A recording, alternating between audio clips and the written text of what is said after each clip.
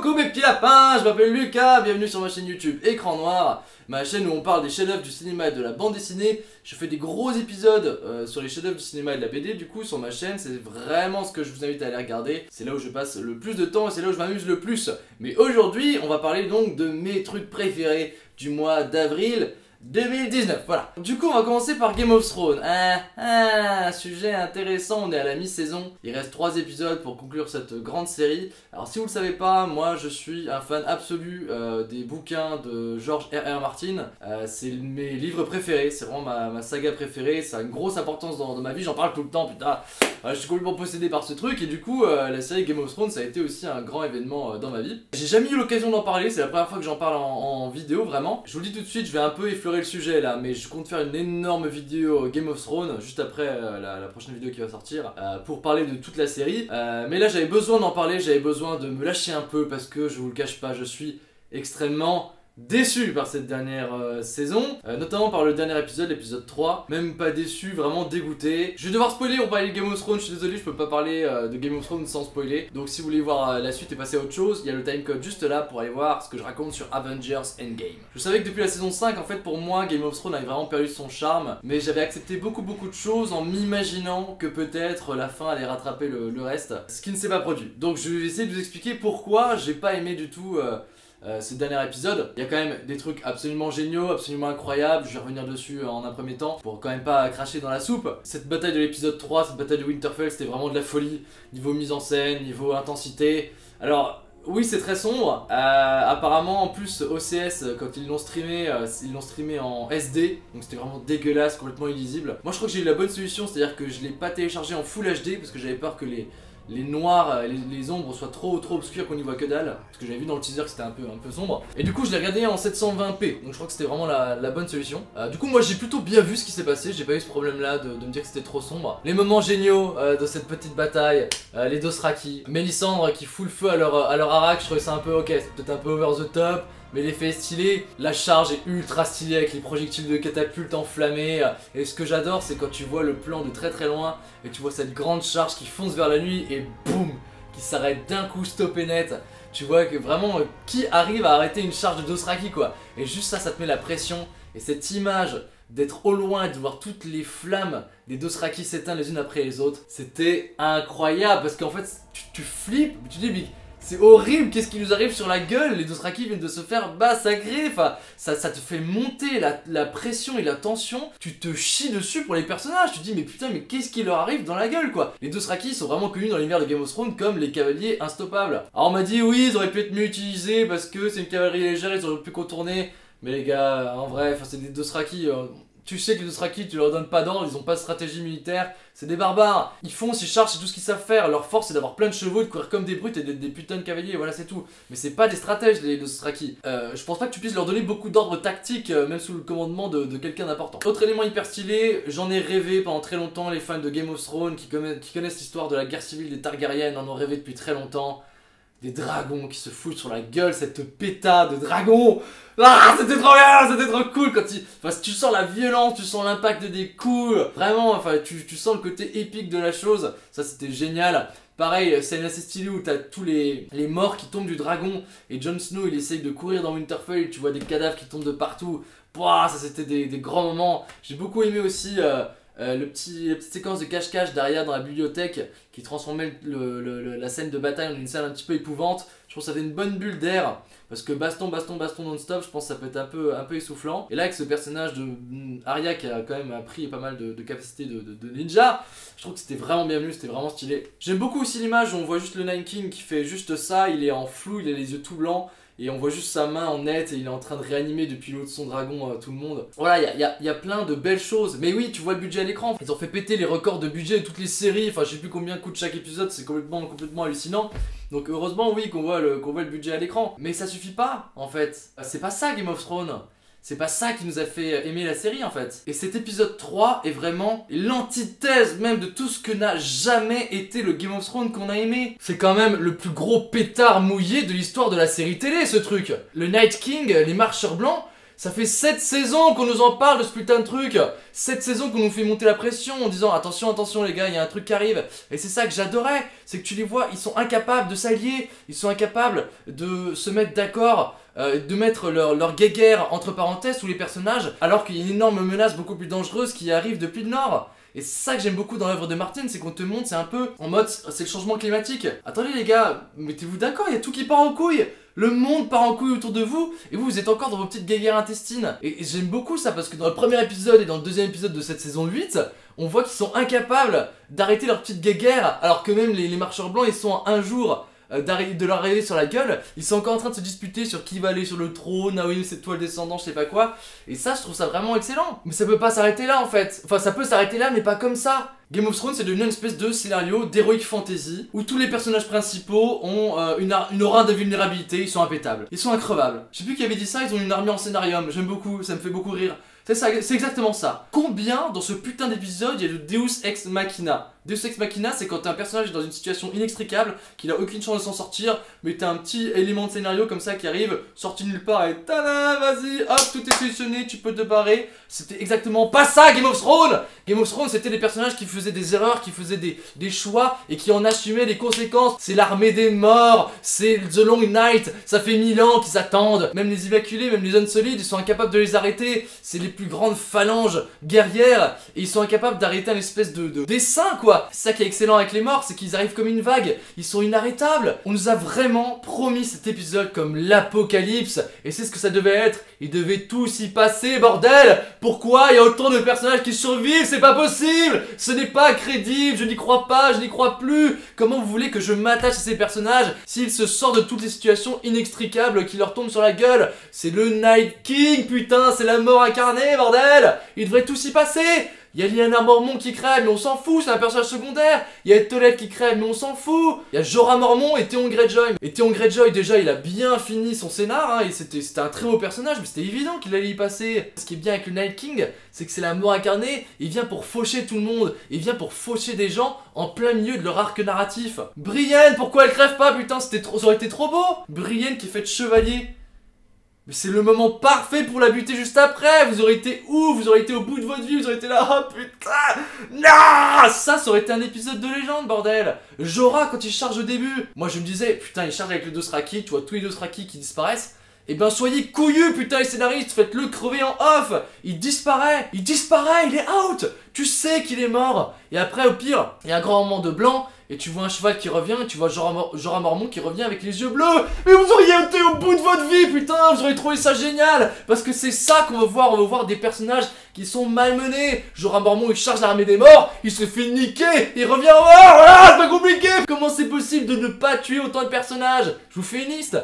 Davos, Tormund, Gendry, Podrick, Brienne, Jaime, Arya, Sansa, Tyrion, Vergris, Varys, Missandei, Gilly, Samuel Tarly. Il y a Samuel Tarly qui survit, putain. J'adore Samuel Tarly, mais c'est quand même pas le plus gros guerrier de la terre. Il y a cette scène hallucinante où tu vois les morts qui sont partout en Winterfell. Samuel est couché par terre, il a mais des coups de couteau comme ça. Vous pouvez pas me tuer, je suis invincible, je suis un personnage principal. Enfin c'est vraiment à hurler de rire. Les gars, Walder Frey a tué plus de personnages que le Night King. Oui d'accord, j'adore ce méchant, il est cynique, il est vicieux, mais c'est Walder Frey. Walder Frey a tué plus de personnages, a eu plus d'impact sur la série que le Night King. Mais je vais casser tout. Putain la crypte, mais les seuls survivants c'est les personnages principaux, tout le monde se fait niquer, il y a des morts qui sortent des tombes de partout, et les seuls personnages qui survivent, c'est les putains de personnages principaux. Et on te ment, putain, on te balance une musique trop triste, Tyrion et Sansa ils se prennent la main, mais j'y croyais, moi, il y a tellement de moments cette bataille où je faisais le deuil de mes personnages. Je me disais putain c'est génial, c'est là, c'est le moment où il meurt. Il y a un moment génial où Vergris se chie dessus parce qu'il voit tous ses potes se faire massacrer. Et il a peur, et tu vois Vergris, le Unsullied ultime qui a peur, et il y a la tranchée qui n'arrive pas à être allumée. Je me dis putain ça y est c'est son moment, il va prendre une torche, il va y aller, il va se sacrifier, il va courir au milieu des morts, il va réussir à allumer la tranchée, mais non, oh non, Deus Ex Machina, voilà, Vergris il trouve une solution, une petite porte de secours sur le côté, c'est pas possible. Ça fait 2 ans qu'on fait le deuil de ces personnages, ça fait 2 ans qu'on nous annonce ça comme l'apocalypse, et tout est solutionné avec un petit peu magique. Et puis Arya à la fin qui vient sauver le truc en mode ah putain en fait j'étais là, j'étais caché, voilà. T'étais caché où? Il était entouré de Stremont. C'était caché où? C'est le Deus Ex Machina ultime. On n'a pas de solution, on trouve une solution de merde. C'est des fainéants les scénaristes, putain. C'est des fainéants, c'est écrit avec le cul cet épisode, c'est écrit avec le cul. Moi, le truc de Arya qui tue le Night King, je l'aurais accepté s'il y avait eu un putain de carnage avant. Parce qu'on aurait été désespérés, parce qu'on aurait été au bout de notre life. Tout le monde aurait chialé, ah putain, comment on est arrivé là? Ça aurait été génial, et là t'as Arya qui arrive, bam. Et là, ok, ouais, j'aurais accepté, d'accord, c'est possible, d'accord. Imaginez même, Arya, ça aurait été une belle fin. Qu'on la voit et tout, quand il y a l'espèce de ralenti avec la musique de Ramin Djawadi, je sais plus comment il s'appelle, qui est ultra stylée, qui est très douce, moi je l'aime beaucoup cette musique. Imaginez, on la voit en fait, elle se faufile, vous avez ce plan du White Walker qui tourne la tête, et on regarde le même truc, elle se jette sur la Night King, il la chope, tous les White Walkers ils arrivent, ils la transpercent de partout, et là vous êtes au bout de votre live, vous êtes dit, oh putain, regarde, tu étais presque, et là elle fait son truc, elle lâche le couteau, bam, elle le récupère, blam, elle le bute, et tout qui explose, mais ça aurait été bien plus ouf que la meilleure des coupes du monde, vous auriez hurlé, mais comme des dingues, alors que là c'est genre, ah ouais, super, Arya, elle a réussi, ouais, je suis pas scénariste du tout, pourquoi j'arrive à trouver des idées qui sont 1000 fois mieux, 1000 fois plus dans l'esprit de Game of Thrones que cette merde qu'on nous a pendue. C'est quoi cette daube aseptisée? J'ai pas passé 10 ans de ma vie à me dire, ah cool, je vais avoir un espèce de ressuscité du Seigneur des Anneaux avec des grosses batailles épiques où tout le monde s'en sort. Et du coup, le Night King, c'est tout. C'est tout. Il y a que ça. Il peut pas y avoir que ça, c'est évident qu'il peut pas y avoir que ça. C'est tout, c'était juste un méchant très méchant. C'est le méchant qui voulait tout détruire parce qu'il était très méchant. Évidemment que non, c'est pas possible. Tout le monde le sait, si t'es un tant soit peu fan de la série, tu te dis qu'évidemment, il y a un truc plus profond que ça pour le Night King. En fait, il a un but qui est même peut-être un but louable, c'est peut-être même les gentils, White Walker. C'est parce qu'il a une gueule de méchant que c'est le méchant. Moi, j'ai su que ça allait être pété ce moment-là. J'ai su que ça allait être pété au moment où il sourit. Alors que où il sourit, il s'est fait cramer, il sourit en mode je suis méchant. On dirait une photocopie ratée d'un Sauron, le gars. C'est pas possible, ça peut pas être que ça. Il devait y avoir un but, il devait y avoir un truc plus profond. À quoi il va servir, Bran? À quoi il va servir? Pendant 3 épisodes, ils vont le pousser en chaise roulante. Ça va, Bran, tu t'amuses? Tu te vois regarder un peu dans Tormund? Tormund, putain, pourquoi il crève pas, Tormund? Qu'est-ce qu'il va foutre dans le sud, Tormund? C'était le moment parfait pour qu'il crève, ce personnage. Non, mais c'est pas possible, c'est pas possible. Je comprends pas, si vous avez été fan de Game of Thrones, que vous puissiez accepter ça en mode ouais, c'est cool. C'est la longue nuit, putain. Les White Walkers, ça fait 1000 ans qu'on les attend. Vous avez vu la carte de Game of Thrones? La carte de Game of Thrones a fait cette taille là. Les gars ils ont fait attention, on arrive. Ils sont arrêtés là, à la longue nuit. Ah bah super, bravo, ah oui. Ah c'était génial. Mais faites pas croire que c'était une histoire de budget, qu'il fallait les buter parce qu'on avait pas les sous. Les morts ils se cachent dans l'ombre, t'as même pas besoin de les montrer, donc c'est le noir total, tu sais qu'ils sont là, c'est juste flippant. Mais ils auraient dû tout niquer. Il devait y avoir genre 4 survivants. 4 survivants, allez 4 survivants. John, Daenerys, je suis sympa, hein, je les mets les deux. Clegane, parce qu'on rêve tous de voir le Clegane Ball où il va se foutre sur la gueule avec son frère. Mais il devait y avoir ça, ouais. 5, 6 survivants, 7 survivants, il y en a 20. Il y en a 20. Non, nul, caca, nul à chier. Ils auraient dû fuir, ils auraient dû être pris en tenaille entre les marcheurs blancs et Cersei. Et ça me gênait pas qu'Arya fasse le ninja au bout d'un moment et qu'elle bute le Night King bien après. Mais là, c'est pas possible. C'est pas possible qu'il puisse ne plus y avoir de conséquences comme ça dans Game of Thrones. Et c'est juste, ils vont nous garder pour les 3 épisodes, le carnage total. Tout le monde va mourir d'un coup, voilà, ça va être à la chaîne. Ils vont tous avoir des belles morts héroïques. C'est pas couillé, pourquoi ils sont pas capables de faire mourir un personnage important en hors-champ? Essayez de trouver des idées comme ça qui permettent de secouer un peu les attentes du public. C'est ça qui fait R.R. Martin. Il raconte pas un show de fantasy, il raconte un show extrêmement réaliste dans lequel il y a de la fantasy très dangereuse qui débarque. Bon voilà, tout ça pour ça quoi. On est tombé sur une espèce de méchant unilatéral. Je suis vraiment quelqu'un qui est pas fan de Marvel de base. Et Thanos, c'est un méchant qui a tellement plus de profondeur que le Night King. Je suis dégoûté quand on soit arrivé à cette espèce de mec fade. C'était juste la mort, il voulait tout détruire, voilà. C'est vraiment ça, mais comment vous avez pu bosser autant sur l'œuvre de R.R. Martin et n'en ressortir que ça, quoi? N'en ressortir que ça. Je me dis, on va essayer de penser un petit peu comme Littlefinger. Qu'est-ce que les showrunners pourraient faire de pire? La fin la plus nulle, la plus pérave qu'ils puissent faire, et ben c'est ça qu'ils vont faire. Ben les gars, je pense qu'on va finir avec Jon Snow sur le trône, avec Daenerys sur ses genoux, voilà. C'est ça, la fin la plus aseptisée, la plus nulle, la plus fade que vous pourriez avoir de l'histoire de Game of Thrones, celle vraiment vous en avez cauchemardé, c'est exactement ça qu'on va avoir. Ils auraient dû tout niquer les White Walkers, tout niquer, le plus gros pétard mouillé de la série télé. Tout ça pour ça, tout ça pour ça. 10 ans d'attente pour ça. Voilà. C'était Game of Thrones. Je vais refaire une grosse vidéo là-dessus, donc la ratez pas, là je parlerai de toute la série. Je pense que c'est intéressant parce qu'il y a vraiment des trucs géniaux dans cette série, il y a des trucs terribles, donc là ça va être un peu plus intéressant à étudier. Et ouais, si Game of Thrones nous a appris un truc, c'est qu'on est trahi que par les gens à qui on fait confiance. Et bah d'ailleurs, ça tombe bien parce qu'on a le contre-exemple, Avengers Endgame.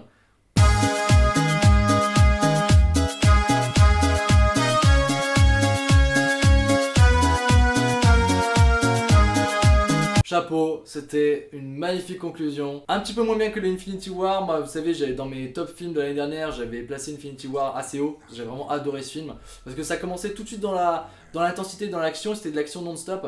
Et puis il y avait le méchant Thanos qui était passionnant. Pour ce Avengers Endgame, la construction scénaristique est un peu plus dure à avaler parce que ça commence très lentement et ça monte petit à petit. Mais quand vous avez de la baston, les amis, mais c'est la folie. Il y a une pétard à la fin où tout le monde se fout sur la gueule. Oh là là, tu rentres, tu peux pas cligner des yeux quoi, c'est vraiment génial. Ouais, c'était très chouette. Le tout début est vraiment excellent, je trouve. Après, quand tu commences leur quête, c'est un petit peu long à se mettre en place. Mais il y a des très très belles scènes. Je vous spoil pas, mais il y a une scène où il y a deux amis qui vont essayer de s'empêcher de se sacrifier l'un l'autre. Putain, mais c'est tellement beau, c'est tellement fort. Vraiment, ça, j'ai trouvé cette scène tellement incroyable. La fin est hyper belle.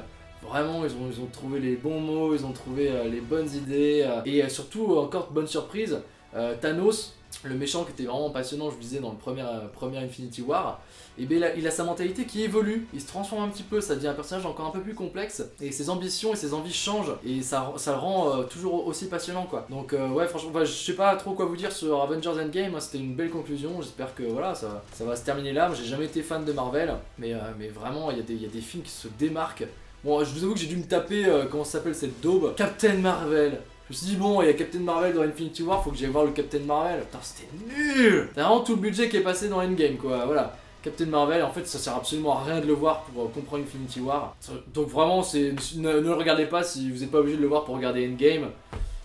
Moi j'avais pas vu Ant-Man and the Wasp, c'est pas vraiment utile non plus en vrai, tu t'en passes très bien, tu comprends ce qui se passe.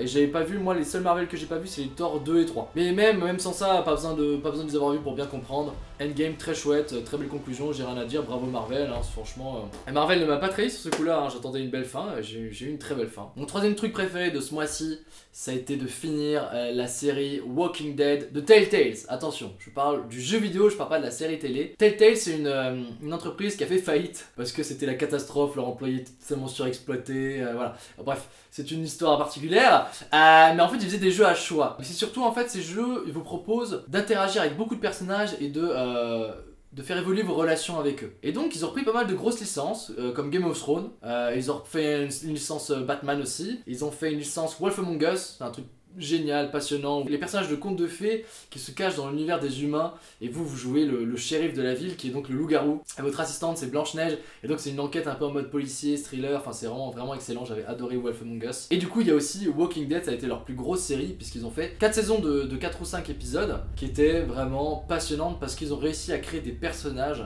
à qui je me suis attaché, vraiment comme je me suis attaché à des personnages de séries incroyables, comme les personnages de Breaking Bad. Il y a vraiment dans cette série Walking Dead cette force-là de vous faire vous attacher aux personnages de Lee et de Clémentine. L'histoire commence du coup dans l'univers de Walking Dead, vous allez jouer un homme qui part en prison. Les événements de l'apocalypse zombie vont faire qu'il va réussir à se libérer, et il va recueillir une jeune gamine qui a perdu ses parents, qui s'appelle Clémentine, qui est le personnage le plus stylé de la terre, Clémentine. Et donc pendant toutes ces saisons, vous allez voir cette gamine grandir en fait, et prendre de l'importance, et à chaque fois vous allez être mêlé à différents groupes de survivants, et donc vous avez toutes vos interactions avec ces personnages, comment vous allez essayer de survivre. Alors oui, l'entreprise a fait faillite, c'était un peu catastrophique, il y a pas mal de trucs à redire quand même sur cette série, parce qu'il y avait des bugs, avec mon frère on rigolait trop, on disait telltale.fini.com, parce qu'il y a des moments où vous avez des dialogues qui pop en anglais, alors que tout était en français avant. Enfin, le jeu est buggé à quelques endroits, à droite à gauche, donc il y a quand même pas mal à redire. Mais c'est quand même une série qui a réussi à créer un attachement pour des personnages et un potentiel émotionnel. Il y a vraiment une saison où j'ai vécu un de mes plus grands et beaux moments de jeu vidéo. Il y avait un personnage avec qui j'étais vachement attaché, mais on voyait qu'il devenait fou un petit peu au fur et à mesure. Il est en train de s'entretuer avec quelqu'un, j'ai le choix de tuer l'un ou l'autre, et en fait je tue l'autre personne, et il est là, il est complètement taré, il pousse des cris et tout, et là j'ai le choix, et je tends mon flingue vers lui, et il me regarde, il comprend qu'il est à l'ouest, quoi. Enfin il est vraiment devenu complètement fou quoi, et il comprend, il regarde, il fait ok. Et là il a un petit moment d'apaisement et bam, et je lui tire dans la tête. J'étais au bout de ma life, c'était un truc de ouf. C'était vraiment un truc de dingue cette série. La fin est très belle, c'était vraiment la fin comme vous pouvez la rêver. C'est une belle fin, hein. Ça peut être une fin un peu douce amère, voire terrible, hein. Mais vraiment merci à Telltale et à... putain, j'ai oublié ceux qui ont repris, qui ont fait la saison 4, bravo d'avoir terminé cette série parce qu'elle était pas finie du coup. Ils ont repris les rênes juste pour terminer la saison de Walking Dead, donner une vraie fin à cette histoire, donc merci à eux parce que là ça fait 10 ans que ça a commencé, je crois que c'est cette série. Et voilà, pareil, ça fait 10 ans que je suis avec eux, merci pour le voyage. Voilà, ça c'est des gens, je trouve, qui ont été honnêtes du début à la fin avec leur sujet et qui ont su nous entraîner dans un univers et qui nous ont pas menti, voilà. Clin d'œil à Game of Thrones. Je vous le cache pas quand même, il y a quand même le dernier épisode qui est très joli au niveau des images. Mais les premiers, je vous avoue qu'ils auront un petit peu mal vieilli si vous voulez vous y remettre maintenant. Après, si vous aimez bien ce côté un petit peu jeu de rôle, interaction avec des personnages et cet univers sympa de Walking Dead, bah lancez-vous, hein, je vous dis, Telltale ils ont fait plein de super séries. La Game of Thrones, je la trouve absolument géniale, mais malheureusement elle sera pas finie. Wolf Among Us, il y a une saison, elle se boucle, hein, mais il y aura pas de suite. Et les Batman, je crois qu'il y a 2 saisons qui sont vraiment géniales. Ils ont fait aussi les Gardiens de la Galaxie, ils ont fait Borderlands, voilà, donc ils ont touché à pas mal de petits univers très différents. Si ce côté l'interprétation, jeu de rôle vous plaît, foncez. Ma prochaine grosse vidéo est terminée. Malheureusement, je pars en vacances une semaine à New York, donc je pourrais pas en faire vraiment la promotion. Donc je préfère attendre un petit peu. Dès que je reviens de vacances, je vous promets, je la poste très rapidement. Et vous allez voir, c'est un super épisode. Je vous l'ai dit, ce sera sur un des meilleurs comics de Batman. Voilà. Et ouais, au mois prochain pour parler de mes trucs préférés du mois de mai. Allez, gros bisous. Bye bye. Mais je vais casser tout!